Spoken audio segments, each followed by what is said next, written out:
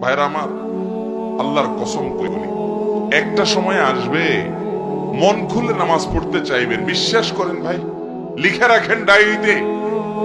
আপনাকে যদি আল্লাহ হায়াতে বাঁচিয়ে রাখেন, যুবক ভাইয়েরা, তরুণ ভাইয়েরা, একটা বয়স আসবে মনে চাইবে একটু রবকে মন খুলে সেজদা দেই, একটু লম্বা করে রুকু করি।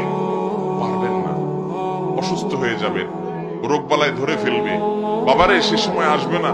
বৃদ্ধ মুরব্বীদেরকে, চাচাদেরকে জিজ্ঞাসা করেন, চাইলেও ওযু ধরে রাখতে পারে না, নামাজ পড়তে পারে না, চাইলেও পারে না। একটা সময় আসবে চাইবেন, পারবেন না। নামাজটাকে সুন্দর করেন, সময় মতো পড়েন, অনেক রাকাত নামাজ পড়বেন, নফল নামাজ পড়বেন। এটার চেয়ে উত্তম হলো ফরজটা পড়লেন, মূল সুন্নত গুলাই পড়লেন, কিন্তু ধীরস্থিরতার সাথে পড়লেন। 10 রাকাত তাড়াহুড়া করে পড়ার চাইতে 2 রাকাত আস্তে আস্তে পড়া অনেক বেশি